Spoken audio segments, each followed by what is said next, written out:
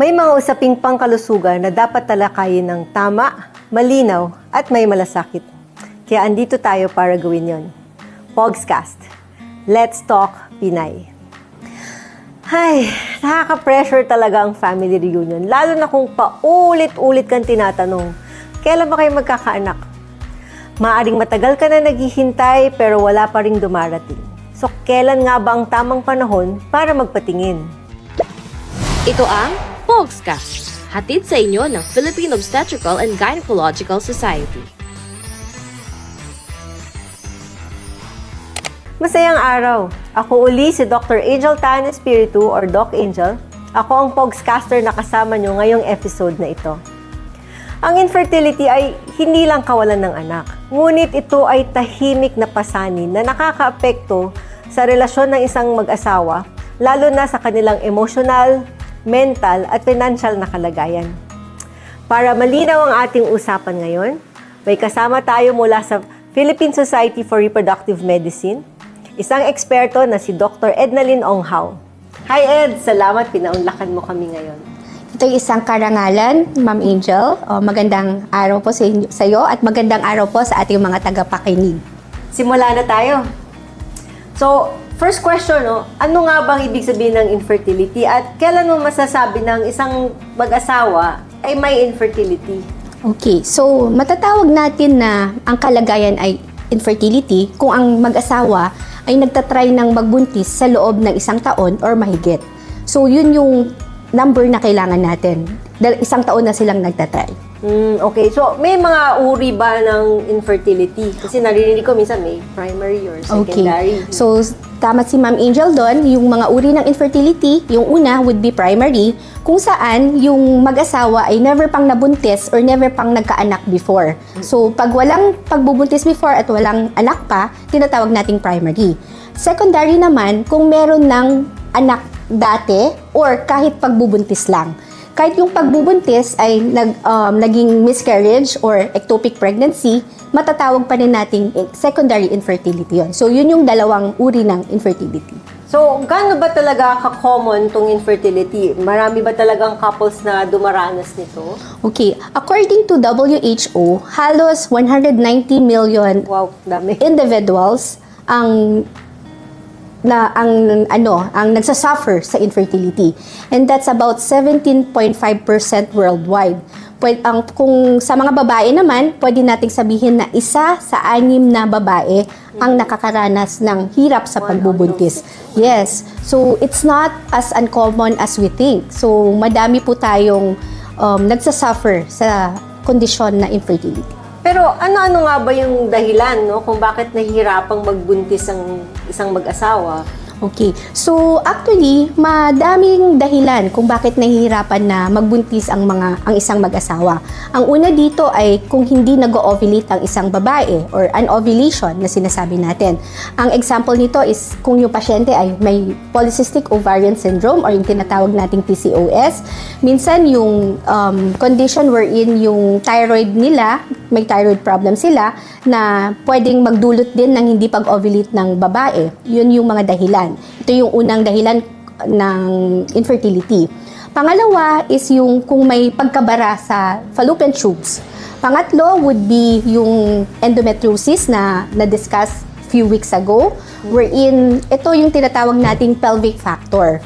Tapos, pwede din na ang may problema is kung may problem sa similya, either sa bilang, sa mga gumagalaw, or minsan, walang sperm yung ating mga lalaki.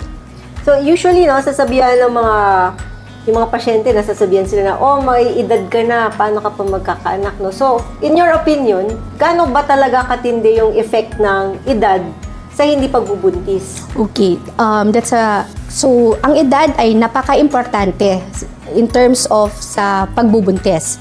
Kasi tayong mga babae, nung pinanganak tayo, lahat ng itlog natin pinanganak na with us. So hindi tayo nagpo-produce ng bagong mga itlog. Unlike men, na usually nagpo-produce sila ng bagong similya every 3 months.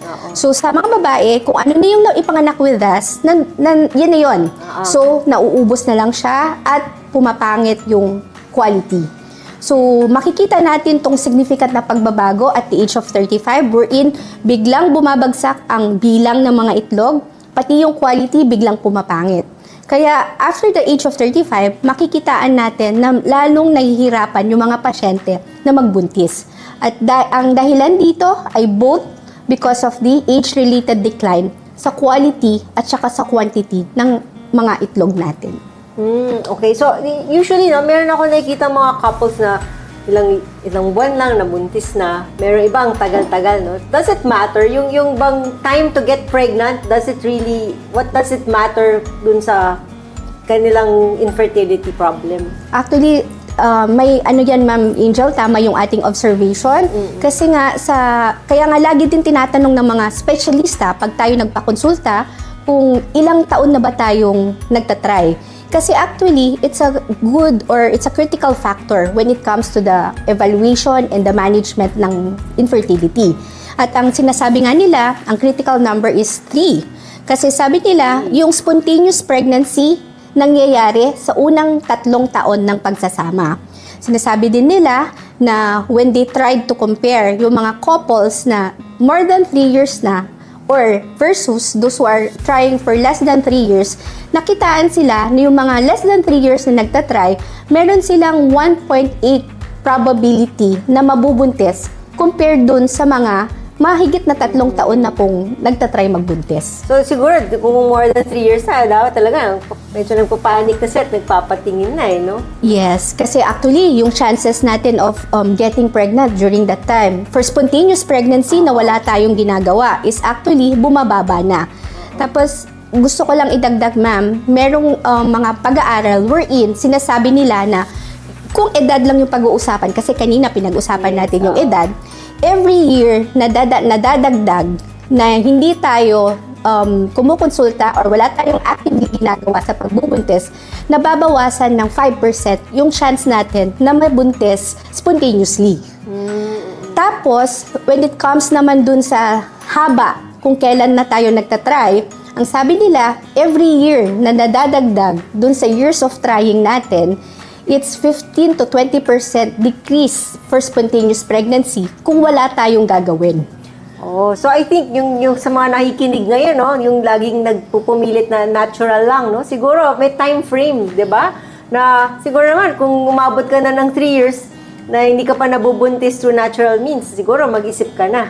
Yes, opo. And I guess siguro for the sake of our audience, no, para maintindihan nila yung proseso ng pagbubuntis, no? Ano nga ba ang nangyayari sa egg and sperm para mabuntis ang isang babae? Baka pwede nating ipaliwanag sa audience natin. So, yung ang importante kasi, 'di ba, pag nagtalik yung isang mag-asawa, yung sperm natin usually nade-deposit dun sa cervix, sa vagina natin.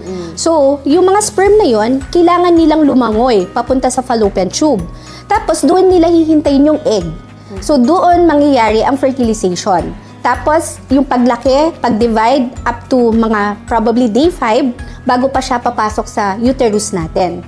So, dapat din, yung ovary natin, kailangan mag-release ng isang itlog. Kaya yun yung tinatawag nating ovulation. So, pag itong itlog na to na-release, meron siyang 24 hours para makapaghintay ng sperm. Otherwise, hindi siya ma-fertilize. In 13 to 14 days, magme-mens ulit yung isang babae pag hindi nakamit ng sperm ang ating egg. So, kung iisipin natin, sa totoo lang, kung babae lang yung pinag-uusapan natin, meron siyang 24 hours para lang mabuntis sa isang buwan. Yun na nga, no? You have 30 days and then you only have 1 day. And if you miss that period, so sayang, no? And I think magandang maklaro to dun sa mga manonood natin. Kasi minsan tatanungin mo sila, paano kayo nagko-contact? Sinabi daw ng doktor nila, ngayon, bukas hindi, ngayon. So, akala nila, dun sa, let's say, 5 days yun, pag tinanong mo sila, tingin mo ba ilang days ka fertile? Ang alam nila, dun sa buong 5 days na yon. Fertile sila. Oo. I think magandang pakiulit mo dun sa audience na within 24 hours. No? Oo. 24 hours lang siya lang fertile. Nataon lang, kaya sila pinagko-contact siguro dun sa 5 days na yun. Kasi umaasa tayo na yung fertile period niya na 24 hours would fall dun sa 5 days sa na 5 yun, no? days na yun. Opo, ma'am. Tsaka, yun siguro, maaring humaba rin siya ng konti. Kasi nga po, yung sperm natin can stay alive inside the uterus for like 3 to 5 days. Kaya yung isang araw na yon medyo mapapahaba. Pero syempre, ang pinakamagandang time para magtalik would be para mabuntis ay yung day ng ovulation. Yung day na marirelease yung egg natin from the ovary. Oh, pero minsan, paano mahulaan yan kung kailan, no? So, pakiulit mo nga, kailan yung pinakamagandang time na magtalik sila? So, halimbawa, paano nila mabibilang yon or... Okay. So, yun yung actually medyo mahirap. Lalo na kung parang hindi tayo laging 28 days, hindi laging tayong 30 days. Because yung ovulation natin will not always happen on day 14. So, magba-vary siya depending kung gaano ka-ikli at kahaba yung cycle ng isang babae. Kasi ang hindi nagbabago, once na-release ng egg, na-release ng ovary natin, yung egg natin, katulad nga ng sabi ko kanina, pag hindi siya nakamit ng sperm, hindi siya nabuntes, hindi siya na-fertilize, after 14 days, magme-mens na siya. So, yun yung constant. Na-release yung egg, walang nangyari, magme-mens ka after 14 days. So, yung days prior to the ovulation, up to the day of ovulation, nag-iiba-iba yun. Yun yung unpredictable, Unpredictable, depende kung gaano kahaba. So, kaya ang pwede nating ituro or i-compute, kunwari, 28 days, alam natin, minus 14, that's day 14, yun yung day of ovulation. Kung 30 days ka, example, tapos, so ima-minus mo yung 14 kasi alam natin, after 14 days mag-ovulate, so day 16, yun yung ovulation. So, kung mas mahaba pa, katulad ng day 35 days, kasi may madami tayong mga pasyente na 35 days ang kanilang cycle length. So, by the way, when we say cycle length, ito yung unang araw ng menses up to the first day ng menses ulit natin. So, yun yung bibilangin natin. So, kung 35 days yun, so kung ima-minus 14 mo, that's day 21. So, see, napaka-late, ma'am, di ba? Yes, oo. That's already day 21 kung kailan sila nag-ovulate. So, hindi tayo laging by the book, no? Hindi Opo. laging day 14 ng ovulation, no? So, sa tuwing magtatalik ba yung mag-asawa? Medyo nasagot mo na rin siguro to, pero gusto natin i-klaro, no? Tuwing magtatalik ba sila, magre-resulta ba ito ng pagbubuntis? Ano ba yung tinatawag natin na fertile window? So, siguro ulitin ko lang, kasi nabanggit mo naman na kanina. So, can you expound a bit on that? Okay. So, gusto lang natin din na ipaliwanag na hindi po lahat ng pagtatalik ay magre-resulta sa pagbubuntis. Actually, ang percentage ng isang pagtatalik ay magre-resulta sa pagbubuntis ay only 20 to 25%. Yan, ma'am, yung tinatawag nating cycle fecundability. Yan yung dapat natin talagang ipaintindi sa mga pasyente natin na even in a perfectly timed sexual intercourse, so, kunwari, alam natin, 28 days yung cycle natin, talagang religiously nagtalik tayo ng day 14. Yung chance ng pagtatalik na yan para magresulta sa pagbubuntis is only 20 to 25%. That's how inefficient actually yung human reproduction.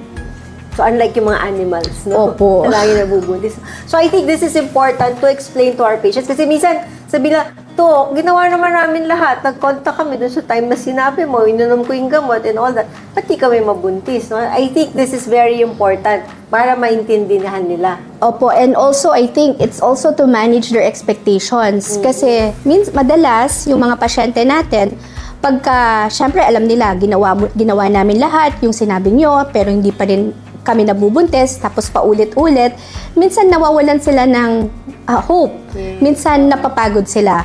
Pero kung una pa lang, na-explain natin na ito yung chance natin na mabuntis pag gagawin natin to, I think they will be more understanding or mas magiging, mag-stick sila sa ating mga treatment plan. Tama ka, manage the expectations. Opo, no? yes, So, ma'am. Kung halimbawa, hindi sila nabubuntis, no, kailan ba dapat magpatingin ang mag-asawa? No, yung So, couple? okay. So, katulad nga ng definition natin ng infertility, kung isang taon na tayong nagtatry na magbuntis at hindi pa rin tayo nabubuntis, kailangan magpakita na tayo or kumonsulta na tayo sa mga espesyalista.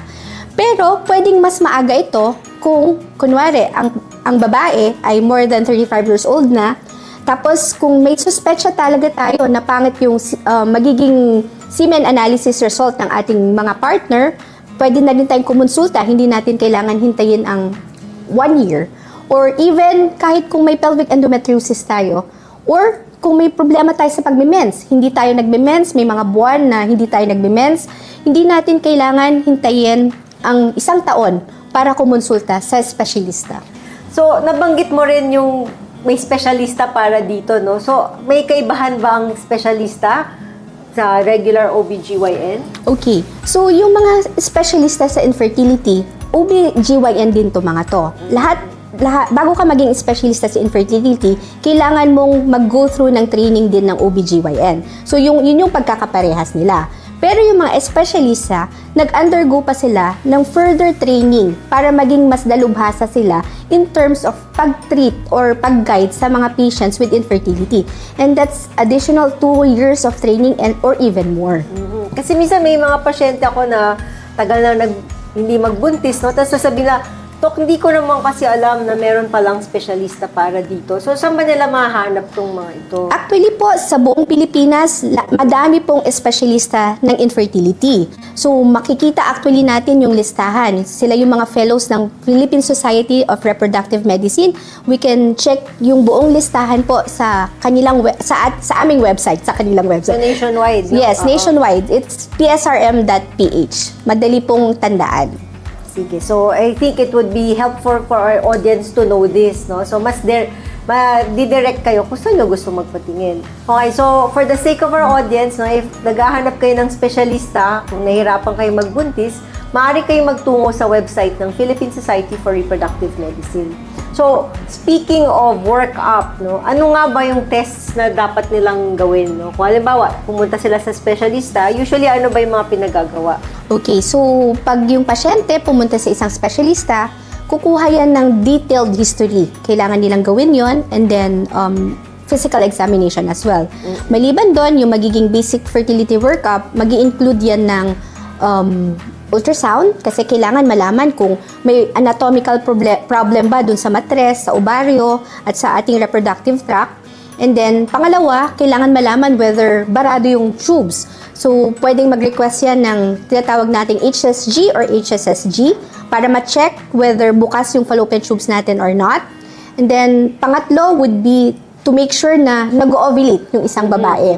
So, kung minsan, pag alam natin na regular yung menses, we can actually say na nag-ovulate siya. It's a parang good way of telling whether a patient is ovulating or not. And then, pang-apat would be semen analysis, which parang yung 4 na yun yung actually basic test for infertility. Pero ano ba yung for the sake of our audience, ano ba yung sinasabi nating test for ovarian reserve? No? Kailan ba to kailangan gawin? Okay, so tama nga si Ma'am Angel, hindi part ng basic yung test for ovarian reserve. So, yung test for ovarian reserve, pero una siguro, ano ba yung ovarian reserve natin? Kasi I think kailangan din maintindihan ng ating mga manunood or tagapakinig. So, katulad nga ng sabi natin kanina na nung pinanganak tayo, lahat ng eggs na ipanganak with us. So, every month, merong cohort na nire-recruit yung ovarian natin. Yung mga hindi nare-recruit, ito yung ovarian reserve natin. So, sila yung pwede pang ma-recruit sa reproductive age natin, parang ganon. So, kung yung ovarian reserve natin, testing, is mababa na, ang ibig sabihin nun, konti na lang yung pwedeng ma-recruit, pwedeng mag-ovulate para sa atin. So, yun yung ovarian reserve na sinasabi natin. So, yung test for ovarian reserve, kasama dito yung AMH, FSH, and actually, antral follicle count. So, yung AMH, ito yung pre-produce ng mga immature eggs, yung mga hindi pa nare-recruit. Kaya, kung mababa yung AMH natin, ang sinasabi niya, konti na lang yung reserve ng isang pasyente. Kaya, sinasabi natin, dapat magmadali tayo. Hindi naman niya sinasabi na hindi na mabubuntis ang isang pasyente. Or dapat hindi na mag-undergo ng treatment kung mababa yon. But instead, ang gusto niyang sabihin, kailangan natin mas maging agresibo in terms of fertility treatment. So, yun yung AMH natin. Yung FSH naman, mas sensitibo lang to kung kailan dapat siya gawin. Usually, ginagawa natin day 2 or day 3 ng cycle. Kasi, nag-iiba-iba talaga yung levels niya kung sa ibang days mo siya ng cycle siya gagawin. Okay? So, usually, yung test of ovarian reserve, ginagawa siya if nagsususpect siya tayo sa isang pasyente na at least na konti na lang yung ovarian reserve nila. Katulad ng pag yung babae ay 35 years old and above, kung merong history of early menopause sa kanilang pamilya. Actually, even smokers, kailangan mo magsuspecha na baka mababa ang ovarian reserve niya kasi pwedeng i-affect ng paninigarilyo ang ating ovarian reserve. Oh, ingat po yung mga smoker diyan. Yun. So, Ay, mga naoperahan. Ayun, isa pa yun, ma'am. So, Very important, yung mga naoperahan sa ovaryo na pwedeng magpababa ng kanilang ovarian reserve. so anong mas madalas niyong pinagagawa? FSH or AMH or both? Actually, mas pinapagawa natin yung AMH. Kasi nga, mas masasabi niya kung ilan pa yung natitirang ovarian reserve natin. However, minsan mas common yung FSH. Oh, Probably kasi mas available. mura. Tsaka mas available. Mas available at saka mas mura po. Kasi kunwari yung AMH umaabot po ng 5,000 to 6,000. Yung FSH natin less than, baka around 1,500 to 2,000 lang po siya. Kaya yun yung nakikita natin na workup. Pero kung kaya ng pasyenteng ipagawa yung AMH, I think mas magandang ipagawa siya. Ang naiisip ko sa ovarian reserve, kasi parang ATM yan na withdraw ka lang ng withdraw hanggang maubos eh. Hindi ka nakaka-deposit. Oo. Kaya may sense of urgency pag paubos na. Ang galing nung analogy nun. Tama dun, ma'am. Withdraw ka lang ng withdraw, hindi ka pwede mag-deposit. Kasi nga, katulad ng sabi natin kanina, hindi siya nadadagdagan. Hindi tayo nagpo-produce ng bagong mga itlog. Nauubos lang siya. Oh, you can only use what the eggs that you were born with eh. Yes po. Pero yun, halimbawa, napagawa nga ng pasyente yung mga laboratories, no? Ano ang mga options nila bilang mag-asawa? Okay, so after na makuha natin yung detailed history, tapos nag-physical examination tayo, tapos nabasa natin yung mga resulta ng ating mga laboratories na examinations na pinagawa, ang next doon, sasabihin na or kakausapin na yung pasyente, ano yung mga pwedeng options na pwedeng gawin. Okay, number 1, pwedeng timing therapy lang. Meaning, i-guide ka lang ng doktor, ng espesyalista, kung kailan best magtalik. So, ang gagawin, papainumin ka ng mga oral tablets na pampaitlog, tapos imomonitor niya yon para talagang alam kung kailan ka nangingitlog. Kung malaki na yung follicle, sometimes you can trigger, pwedeng hindi rin i-trigger, tapos sasabihin ng espesyalista kung kailan best time to have sexual intercourse. So, yun yung timing. Ed, explain mo lang sa audience natin yung trigger. Okay. So, yung trigger, kung kunwari, malaki na yung follicle natin, tapos nakita natin sa ultrasound, tapos na-meet na yung size na gusto natin, nagbibigay tayo ng injection para ma-time yung pagputok ng follicle natin. Parang paiitlogin na natin. No? Opo. Kasi yung trigger na yon, gagamitin din siya for the timing. Para at least masasabi na, ka talaga mag-i-intercourse or magtatalik. Ano pa yung ibang options nila? So kung kunwari, after timing, hindi pa rin nabuntis yung isang babae or yung mag-asawa, yung next na ino-offer natin would be artificial insemination. Kung saan, yung pag-monitor nito, parang timing din. Bibigyan ka ng gamot, i-ultrasound ka para ma-monitor kung kailan lumalaki yung mga follicles natin. Pag malaki na, instead of telling you when is the best time to have sexual intercourse, this time, ang gagawin, papapuntahin kayo mag-asawa sa clinic, yung lalaki, pagkokolektin ng semen, ipaprocess nila. Tapos, iwawash. And then, ilalagay dun sa loob ng uterus ng babae. That's why, tinatawag nating intrauterine insemination.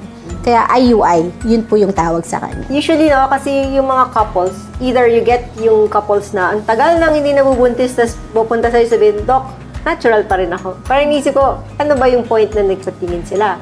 So sometimes we offer nga yung intrauterine insemination, but the first thing they always ask, Doc, ano bang success rate niyan? 100% ba yan? So how do you approach yung questions na ganito? So for IUI, ay pinapaliwanag ko talaga. Naalala natin, 'di ba? Sabi natin, pre-process natin yung sperm, nilagay natin dun sa uterus ng babae. Pero yung sperm na yon, kailangan pa rin lumangoy papunta sa fallopian tube. So, hindi pa rin natin alam whether nag-meet ba sila ng egg, Baka naligaw. na-fertilize ba siya, naging embryo ba siya, or kumapit ba siya. Kaya part din ng ating counseling sa patient na ang pregnancy rate ng IUI, which is only about 14 to 18%. Lagi nating sinasabi. So, yung treatment options natin, gusto ko lang liwanagin, ma'am, ang basis natin in terms of comparison should be the fecundability rate. Kasi 'di ba, yung normal na tao, ang chance niyang mabuntis sa isang pagtatalik is 20 to 25%. So kailangan yung treatment options natin, yun yung basis of comparison. I see. Hindi po Hindi 100%. Kasi wala pong 100% sa ating mundo. Totoo naman. No? Kasi minsan yung couples, meron lang silang, they have this all or none attitude. Opo. Kaya minsan naman, pag tugtong nila ng mga, halimbawa, 30s, sinabi mo, ito yung percentage. Ay, ayoko yan, Doc. Hindi naman siya 100%. Pero pag tugtong nila ng mga 40s na at hindi na, sabihin ko, ito na yun, mababa ang chance. Doc, I'll get it. That's the only chance I have. Yes. So, mas maganda siguro, habang maaga pa, take advantage na. Kasi parang ako, the way I see it, parang business investment to no? Tataya ka kung kailan mataas ang return of investment mo. So, kung magpa-work up ka habang bata ka pa na maganda pa yung chance. So, kung halimbawa, merong mga couples naman na hindi makuha sa IUI, ano pang ibang option nila? Okay, so pag yung mga couples na hindi makuha sa IUI, at actually, kahit hindi natin lahat kailangan pagdaanan yon. Meron din kasi mga indikasyon na pwedeng dumiretso So, una, kung hindi makukuha sa IUI, pwede tayong mag-IVF or in vitro fertilization. And then, yung katulad ng sabi ko kanina, hindi naman necessary na pagdadaanan mo yon bago ka tumuntong sa IVF. Kasi may mga indikasyon na pwede tayong dumiretso. Katulad na lang kung kunwari, black talaga yung fallopian tubes ng babae. Wala, kahit isa, walang open. So, hindi tayo magiging successful with timing and even with IUI. Kasi kailangan natin ng fallopian tube sa IUI. Kailangan dun sila mag-meet pa din nung ating egg. Tapos, dun pa rin magpa-fertilize, dun pa rin mabubuo bago pa siya pumasok sa ating matres.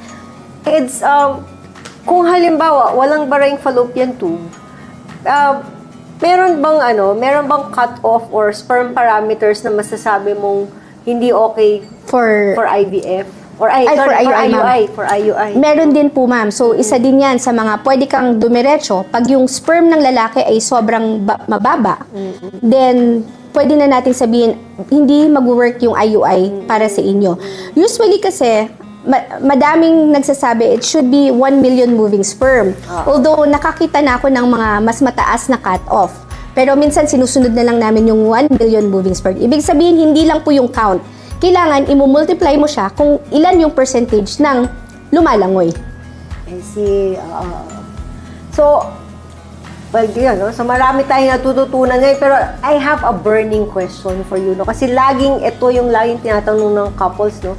May specific diet ba na nakakatulong sa fertility? Like, meron ba mga supplements or vitamins? So, minsan sinasabi ko, nakita mo ngayon yung nasa kalsada, nabubundis na walang kinakain, no? Pero, lagi yan ang tanong nila, meron ba tayong diet na ma-recommend that will help them? Or even like supplements or vitamins? Can I listen to your take on this? Okay. So, when it comes to diet, there are a lot of studies on fertility and diet. Pero wala talagang parang recommendation na black and white. So, ang mas maganda pa talaga is for us to eat a balanced diet. And then, if we want to be strict about it, maybe we can choose those which have positive effect on ovulation. Katulad ng plant proteins, mga ganon, let's avoid the red meat, mga ganon lang kasimple. Pero kasi, even if you're not trying to get pregnant, I think it's healthier to go for plant proteins compared to red meat. Di po ba, Ma'am Kasi may Angel? kasama pa yung cholesterol and exogenous na hormones, di ba? Oo. So, I guess sa audience natin, kung nagsusubaybay kayo sa mga past episodes natin, maririnig nyo parating diet, no? So, a diet rich in antioxidants. Yes, diet rich in antioxidants. So, we would go for the green leafy vegetables. So, actually, lahat naman ng healthy, I think, makakatulong sa infertility. Actually, hindi lang food. So if the patient would ask me, I would tell them, healthy habits will always help us. Meaning, if you have enough sleep, if you have enough rest, you eat the right food, You don't smoke. you don't smoke, you don't drink too much alcohol or excessive drinking, then that can help with our success rate. It's and maganda pa sa atin. It's also healthy for us. So that's for the diet, ma'am. Ako ang ina-advise ko lagi, eat a balanced diet and then and choose healthier options. Yun yung lagi kong sinasabi sa. So if you can avoid processed food, if you can avoid yung mga madaming preservatives, that would be good. Kung kaya nating i-avoid yung mga yon. And when it comes to vitamins, to be honest, ang talagang kailangan natin when we're trying to get pregnant is actually folic acid. So, kasi importante yun sa lahat, hindi lang kahit kung may infertility ka. Kailangan sa lahat ng nagtatry magbuntis, dapat naka-folic acid sila. And the rest na nakikita natin or nababasa natin, madalas yung mga antioxidants. Tama po ba, Ma'am Angel? Yes, yung agree. mga nakikita natin. Kasi nakikita natin na mga pampaganda daw ng quality ng eggs natin. So, the thing is, di ba sabi natin kanina, irreversible decline in the quality and the quantity. Kaya natin sinabing irreversible kasi hindi mo siya mababago Oo.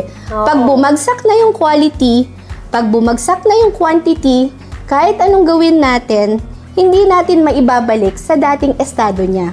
So, Wala pa tayong na-inventong pampabata. pampabata. So, those antioxidants, hindi niya talaga papagandahin yung quality. But what I explained to the patient is, but maybe the antioxidants will work because it will make the environment better. So that no further insult to the ovary, to the sperm. Parang probably dun siya nag-work, but not really para pagandahin yung quality ng egg and sperm natin. So hindi sila yung sagot lang dun sa Yes, infertility. opo, oo. Parang support siya. Oo. Okay. Meron pa akong mga ibang katanungan sa iyo, no. So kanina you mentioned smoking, no? Like how does it affect fertility? Fertility. Okay, for smoking, actually for both male and female. So sa female, actually, ina-affect niya lahat ng parts ng reproductive organ natin. It can decrease the ovarian reserve. Even the quality of the eggs would be affected by smoking. It can also affect the transport of the sperm and the eggs and the embryo. Kasi yung fallopian tubes natin, ina-affect din ng smoking. And even yung pagiging receptive ng uterus natin sa implantation can be affected by smoking. And even the hormones. So, nagkukos din siya. Kaya, we really advise the patient to stop smoking. And for male naman, ma'am, it's really known to affect both the quality, the quantity, and even the morphology. So, yung count, concentration, plus yung normal forms ina-affect ng smoking. So, when you're trying to get pregnant, it's really important to stop smoking for both the male and the female. Grabe, no? So ang galing, no? Ang dami nating learnings today, no? Hindi lang diet, lifestyle, no?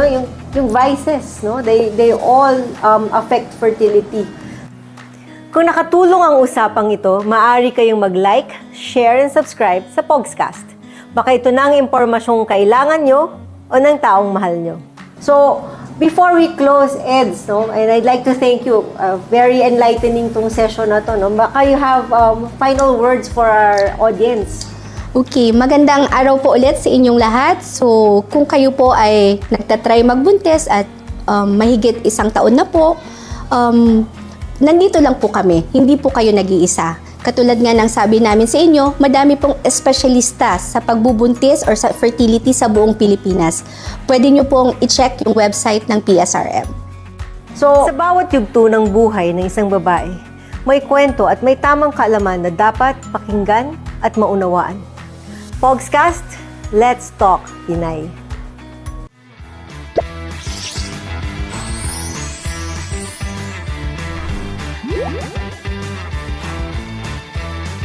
Samahan nyo kami sa susunod na episode. Ang pag-uusapan natin ay all about IVF.